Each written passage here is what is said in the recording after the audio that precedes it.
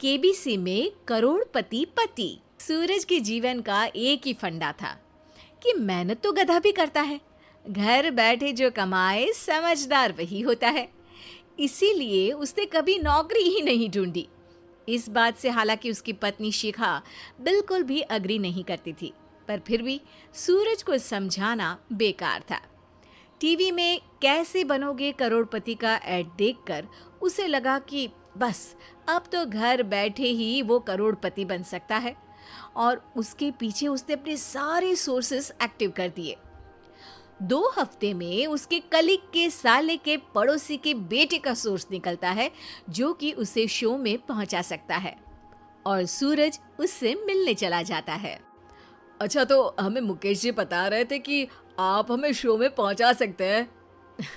हाँ, उसमें कोई तकलीफ नहीं है। मैं कल अगर कोशिश करूँ तो इसी महीने में आपका नंबर आ जाएगा। अरे ये तो बहुत बढ़िया हो गया। अच्छा, वो सिलेबस और क्वेश्चन पेपर का कोई जुगाड़ है क्या? हैं? उसका तो कोई जुगाड़ नहीं है। तो वो वाकई में कुछ भी पूछ सकते हैं? हाँ, वो तो बच्चन जी पर है, जो पढ़ते हैं वो पूछ लेते हैं। पहली कोशिश फेल होने पर अब सूरज के सामने एक बहुत बड़ा सवाल था कि आखिर जवाब कहाँ से लाए। तब शिखा ने एक सजेशन दिया, क्यों ना सूरज अपने चचेरे भाई सुमित से मदद मांगे, जो कि यूपीएससी की तैयारी कर रहा था।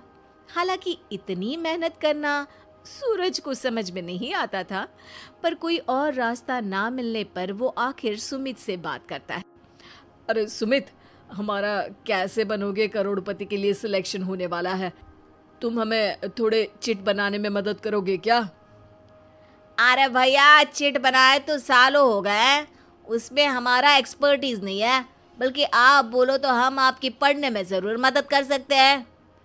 हट, कैसी अनाप शराब बातें कर रहा है तू। सूरज ने सुमित को मना तो कर दिया था, पर तैयारी करने के सिवाय कोई चारा उसे दिख भी नहीं रहा था।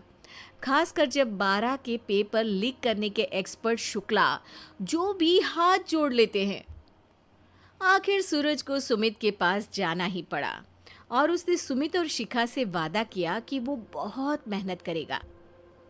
1 महीने की तैयारी के बाद फाइनल हुआ कि शो से 1 हफ्ते पहले एक ट्रायल खेला जाएगा, जहां पर सारे रिश्तेदार ऑडियंस की जगह पर होंगे और शिखा सवाल पूछेगी। दूर दराज से भी रिश्तेदार आकर हाजिर हो गए देखने कि आखिर कैसे बनेगा सुमित करोड़पति। सब कुछ सेट था, और इतने में सूरज आकर अपना स्पीच देता है। ये 1 महीना मेरे लिए आसान नहीं था, पर अपने भाई सुमित और अपनी पत्नी शिखा की मदद से मैं इतनी दूर पहुंच पाया हूँ। मेरे मम्मी पापा के आशीर्वाद ने भी बहुत साथ दिया है मेरा। मैं उम्मीद करता हूँ कि आज के शो में आप लोगों को बहुत मजा आएगा। साक्षी पहला सवाल पूछती है और पूरे कमरे में सन्नाटा छा जाता है। इंडिया में कितने स्टेट्स हैं? 3, सॉलिड, लिक्विड और गैस। अरे रुकिए, तो ऑप्शंस तो देने दीजिए। इतने में 5वीं कक्षा का चिंटू बोल उठता है।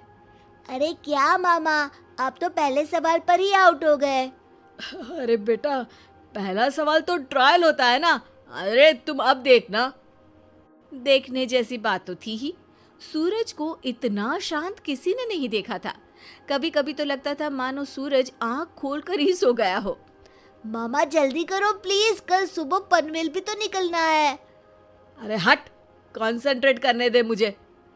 3 सवाल में 3 लाइफलाइन खत्म हो चुकी थी, और अब चौथे सवाल पर भी सूरज का मौन नहीं टूटा।